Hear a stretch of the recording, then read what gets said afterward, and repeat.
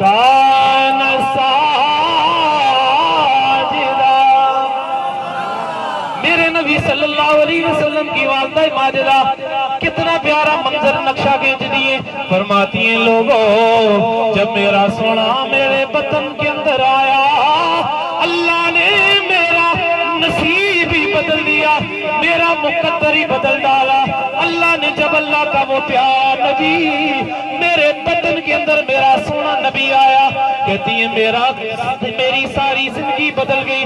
کہتی ہیں میں جس چشمے کے اوپر پانی بننے کے لیے جاتی وہ چشمے کا پانی اوپر زمین کے اوپر میرے لیے آ جاتا تھا۔ کہتی ہیں میں جس پتھر کے اوپر پاؤں رکھتی تھی وہ پتھر میرے لیے موم کی طرح نرم ہو جاتا۔ وہ لوگوں جس میں جگہ سے گزر رہی ہوتی بادلوں کا ایک سایہ میرے اوپر سایہ کیے رکھتا تھا۔ اتنا ہی نہیں محبت کے ساتھ اتنا ہی نہیں بلکہ فرماتی ہے جتنا میرے کریم آقا صلی اللہ علیہ وسلم میرے بدن کے اندر ہے، کہتی ہے میں کیا دیکھتی ہوں میرے لیے ہر چیز روشن ہو رہی ہے، مجھے شام کے محلات بھی نظر آ جاتے زمین و آسمان سے۔ کہتی ہے کہ نور کی کرنیں جاری ہونے لگتی۔ کہتی ہیں پھر ہر دن کہتی ہیں ایسا ہوتا کبھی جناب آدم آ رہے ہیں، کبھی جناب حضرت آدم آ رہے ہیں، کبھی جناب ابراہیم آ رہے ہیں۔ کہتی ہیں کبھی بڑے بڑے اللہ تعالیٰ کے انبیاء اور رسول آ رہے ہیں۔ کہتے ہیں وہ سارے نبی آ کے مجھے بشارتیں دیتے۔ کہتی ہیں آمینہ مبارک تجھے، تو سارے نبیوں کے سردار کی ماں بننے والی ہے، تو سید الامام کی ماں بننے والی ہے۔ جناب سیدہ آمینہ کہتی ہیں لوگوں جب میرے نبی صلی اللہ علیہ وسلم کی ولادت ہوئی میرے لیے ساری کائنات روشن ہو گئی۔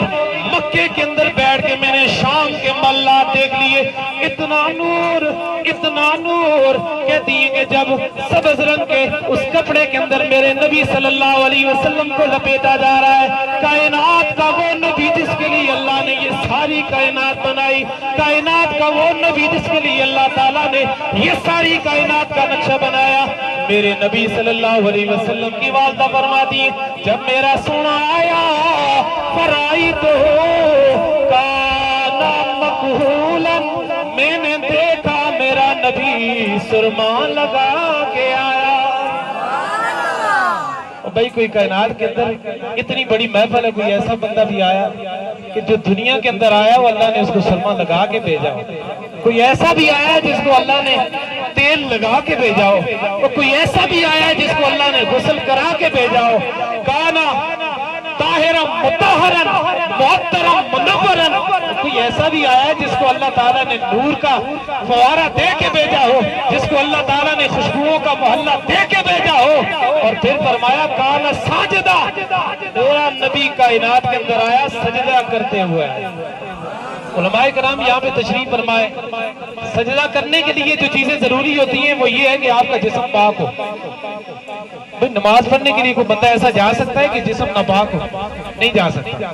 کپڑے پاک ہو، کپڑے ناپاک ہو نماز نہیں پڑھ سکتا، سجدہ نہیں کر سکتا۔ جس جگہ پہ سجدہ کر رہا ہے وہ جگہ پاک ہو، یہ تین چیزیں پاک نہ ہو سجدہ نہیں ہوتا۔ اللہ کے نبی صلی اللہ علیہ وسلم کے بارے میں فرمایا، سیدہ آمنہ فرماتی ہے کانا ساجدہ، میرا نبی کائنات کے اندر آیا سجدہ کرتے ہوئے آیا۔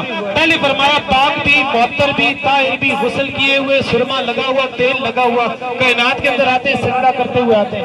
کیوں؟ یہ بتانے کے لیے کہ دنیا والوں میری اور آپ کی ولادت ہوتی ہے، ہم ناپاک ہو کے دنیا کے اندر آتے ہیں، ہماری حالت ناپاکی کی ہوتی ہے، دنیا کے اندر آ کے ہمیں ہماری مائیں غسل دیتی ہیں، پاک صاف کر کے سرمے لگاتی ہیں۔ میرے نبی کو اللہ تعالیٰ نے خود سرما لگایا، میرے نبی کو خود اللہ تعالیٰ نے کنگھی کی تیل لگایا، دنیا کے اندر بھیجا، سجدہ کرتے ہوئے آیا، یہ بتانے کے لیے کہ دنیا والوں میرا نبی دنیا کے اندر پاک ہونے کے لیے نہیں آیا بلکہ ساری دنیا کو پاک کرنے کے لیے آیا۔ میرا نبی دنیا کے اندر پاک ہونے کے لیے نہیں، ساری دنیا کو پاک کرنے کے لیے آیا ہے۔ اسی لیے ہم کہتے ہیں کہ جیسے میرے سرکار ایسا نہیں کوئی، جیسے بات کر کے آپ سے اجازت چاہوں گا، وقت کے دامن کے اندر اتنی گنجائش نہیں۔ آج اِسالِ ثواب کی محفل ہے، ہمارے ممتاز بھائی مرحوم، ان کے ساتھ ایک بڑا اچھا تعلق تھا، دوستانہ تھا، بہت اچھے اخلاق کے مالک تھے، اور یہ سارا مجمع اس بات کی یقین دہانی کرائے گا کہ وہ بڑے اچھے اخلاق کے مالک تھے۔ ایسا ہے یا نہیں ہے؟ ممتاز بھائی ایک ایسے آدمی سے کہ ان سے میں نے کبھی شاید ایسی کوئی غلط بات، گالی گلوچ میں نے نہیں سنی تھی، کچھ عرصہ میں بھی ان کے ساتھ رہا ہوں، یہ سارا مجمع اس بات کا گواہی دیتا ہے۔ ایسی ہے جب مسلمانوں کا اتنا بڑا اجتماع ایک مومن کے بارے میں گواہی دے تو اللہ تعالیٰ اس کو جنت کے اندر داخل فرما دیتا ہے، اللہ تعالیٰ اس کے گناہوں کو معافی فرما دیتا ہے۔ کیوں؟ میرے کریم آقا صلی اللہ علیہ وسلم نے ارشاد فرمایا انتم شہداء فی الارض، کہ تم لوگ دنیا کے اندر اللہ تعالیٰ کے گواہ ہو۔ توجہ آپ لوگ کی ہے جی۔ آخری ایک بڑی بخاری شریف کی روایت سنا کے پھر میں اجازت چاہتا ہوں۔ اللہ کے نبی صلی اللہ علیہ وسلم سے روایت عن انس بن مالک رضی اللہ تعالی عنہ قال مروا بجنازۃ فاثنوا علیہ خیرا فقال النبی صلی اللہ علیہ وسلم وجبت، فاثنوا علیہ شرا فقال النبی صلی اللہ علیہ وسلم وجبت، فقال النبی صلی اللہ علیہ وسلم انتم شہداء فی الارض او کما قال علیہ الصلوۃ والسلام۔ بخاری شریف کی روایت اللہ کے نبی صلی اللہ علیہ وسلم سے مروی، حضرت انس بن مالک کہتے ہیں نبی صلی اللہ علیہ وسلم کے پاس سے ایک جنازہ گزرا، ہم سارے صحابہ بیٹھے ہوئے، ایک جنازہ گزرا، کچھ لوگوں نے اس جنازے کے بارے میں کہا کہ یہ جنازہ جس بندے تک گزرنا ہے بیا یہ بڑا اچھا بندہ ایسا، بڑا نیک ایسا، بڑے اچھے اخلاق والا یہ بندہ ایسا۔ اللہ کے نبی صلی اللہ علیہ وسلم نے فرمایا واجب ہو گئی۔ پھر کہتے ہیں تھوڑی دیر گزری ایک اور جنازہ گزرا، اب لوگ اس کی برائیاں کرنے لگے، کہنے لگے بڑا گندا بندہ ایسا، یہ شرابی تھا، یہ زنا کرنے والا تھا، یہ جھوٹ بولنے والا، دغا کرنے والا تھا۔ اللہ کے نبی صلی اللہ علیہ وسلم نے فرمایا واجب ہو گئی۔ صحابہ کہتے ہیں یا رسول اللہ صلی اللہ علیہ وسلم ما واجب، کیا چیز واجب ہو گئی؟ آپ صلی اللہ علیہ وسلم نے فرمایا کہ تم لوگ جو کچھ کہتے ہو جنازے کے بارے میں اللہ تعالیٰ اس بندے کے ساتھ ویسا ہی معاملہ کر دیتا ہے۔ تم نے پہلا جو جنازہ گزرا تھا تم نے کہا کہ یہ جنازہ بڑا چنگے بندے تھے، بہت اچھا یہ بندہ تھا، واجبت، میں نے کہا کہ اس کے لیے جنت واجب ہو گئی۔ دوسرا جنازہ جو گزرا اس کے بارے میں تم نے کہا کہ یہ بندہ چنگا نہیں تھا، یہ بندہ گنہگار تھا، فرمایا اس کے لیے جہنم واجب ہو گئی۔ اللہ کے رسول صلی اللہ علیہ وسلم نے فرمایا انتم شہداء فی الارض، کہ تم دنیا کے اندر لوگوں کے گواہ بن کے بنائے گئے ہو۔ اس لیے اگر میں اور آپ یہ اتنا بڑا کافی سارے لوگوں کا اجتماع یہ کہہ رہا ہے کہ ممتاز بھائی بڑے اچھے بندے تھے، اعلیٰ اخلاق والے تھے، نیک بندے تھے، تو ہم اللہ تعالیٰ سے اس بات کی امید رکھتے ہیں کہ اللہ تعالیٰ قبر میں ان کے ساتھ آسانی کا معاملہ فرمائے گا، اللہ تعالیٰ ان کے گناہوں کو معاف فرما دے گا، اللہ تعالیٰ ان کی مغفرت کا معاملہ کر دے گا، اللہ تعالیٰ جنت الفردوس کے اندر ان کو اعلیٰ ورفع مقام نصیب فرمائے گا۔ اور یہ جو اِسالِ ثواب کی محفلیں ہوتی ہیں یہ ایسے ہی نہیں ہوتی، یہ اپنی طرف سے کسی نے نہیں بنائی اور بگڑی ہے۔ اِسالِ ثواب کا ایک متفقہ پہ طریقہ بخاری شریف کی واضح حدیث ہے، اللہ کے رسول صلی اللہ علیہ وسلم نے فرمایا بندہ مرتا ہے اس کا نامہ اعمال ختم، اس کا سارے اعمال منقطع ختم ہو گئے، علماء کرام موجود ہیں، لیکن تین چیزیں فرمایا پھر بھی بچتی ہیں۔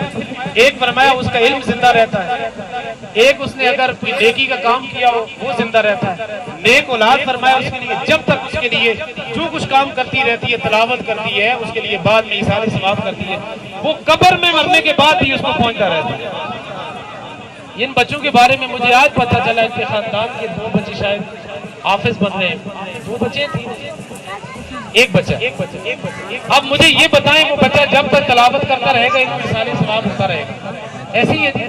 اللہ کے رسول صلی اللہ علیہ وسلم نے فرمایا کہ جب قبر کے اندر بندہ فوت ہو گیا لیکن اس کے نوائقین اس کے لیے اِسالِ ثواب کرتے ہیں، تلاوت کرتے ہیں، اس کے نام کے اوپر کچھ صدقہ کرتے ہیں، فرمایا قبر کے اندر جب فرشتے اس کے پاس ثواب لے کے جاتے ہیں کہ نورانی تش کے اندر لے کے جاتے ہیں اور نورانی تش میں جا کے اس کو پیش کرتے ہیں، فرمایا وہ ثواب کو دیکھ کے خوش ہو جاتا ہے۔ اگلی روایت اللہ کے رسول نے فرمایا امتی امت مرحومت، فرمایا میری امت وہ امت ہے جس پہ رحم کیا جاتا ہے، قبر کے اندر جاتا ہے بندہ گنہگار ہوتا ہے، اس کے پیچھے اس کے لوائقین اس کے لیے دعائیں کرتے رہتے ہیں، یہاں تک کہ فرمایا جب قبر سے اٹھایا جائے گا تو گناہوں سے پاک صاف ہو چکا ہو۔ بات سمجھ میں آ رہی ہے نہیں آ رہی؟ बावाज़े बुलंद ज़रा सुभान अल्लाह कह दीजिए। आखिरी रिवायत साले सवाब की बात खत्म। तीसरी रिवायत अल्लाह के रसूल फरमाते हैं जब बंदा मर गया, खत्म हो गया, ये हमारे कंधों के ऊपर दो फरिश्ते बैठे हैं, एक इधर बैठा है, एक इधर बैठा है, एक नेकियां लिख रहा है, एक गुनाह लिख रहा है। किरामन कातिबीन इनको कहा जाता है। फरमाया ये दोनों फरिश्ते मतलब मर जाता है, अल्लाह के हुजूर पेश हो जाते हैं, या अल्लाह बंदा मर गया, इसका माल नामा खत्म, अब हमारी ड्यूटी क्या है, अब हमारी ड्यूटी, अब हमारी जिम्मेदारी क्या है, हम क्या करें।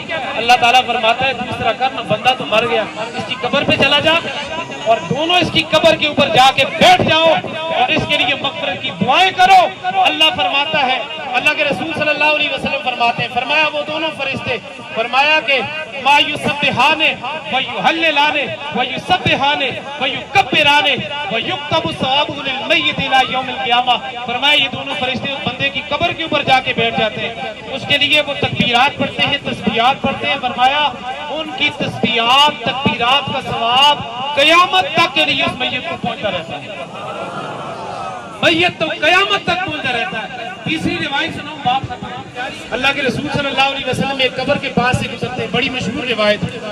एक कब्र के ऊपर अजाब हो रहा है, अल्लाह के रसूल सल्लल्लाहु अलैहि वसल्लम सब्ज रंग की टहनी उतारते हैं, जाके उस मैयत के उस कब्र के ऊपर रख देते हैं। फरमाया जब तक ये कब्र की ऊपर लगी हुई टहनी सरसब्ज़ व शादाब रहेगी, अल्लाह ताला इसके सर से अजाब को टालता रहेगा, अल्लाह ताला इसको अजाब ये टहनियां भी मुझे ये बताएं कि ये जो दरख्त पे लगी हुई टहनी है ये भी अजाब को खत्म कर सकती है। इसलिए कि अल्लाह के रसूल ने फरमाया कि युसब्बिहु लिल्लाहि मा फिस समावाति व मा फिल अर्द, कि दुनिया के अंदर जो भी चीज है वो अल्लाह ताला का जिक्र कर रही है। ये टहनियां भी अल्लाह का जिक्र कर रही हैं। ये सब्ज टहनियां जब कब्र के ऊपर लगी हुई अल्लाह का जिक्र कर रही होती है, अल्लाह की तस्बीह कर रही होती है, तो जहाँ पे अल्लाह ताला की तस्बीह हो रही हो वहाँ पे अल्लाह का अजाब नहीं होता। इसलिए मेरे दोस्तों और बुजुर्गों, हम ये उम्मीद रखते हैं कि अल्लाह ताला हमारे मुमताज भाई की मग़फ़िरत फरमाए। वक्त के दामन में इतनी गुंजाइश थी, मेरी कोई बात किसी मेरे दोस्त अहबाब पसंद ना आई हो, किसी की दिल आज़ारी में माज़रत था, अल्लाह ताला हमारी इस हाज़िरी को अपनी बारगाह के अंदर कबूल मंजूर फरमाए। वमा अलैना इल्ला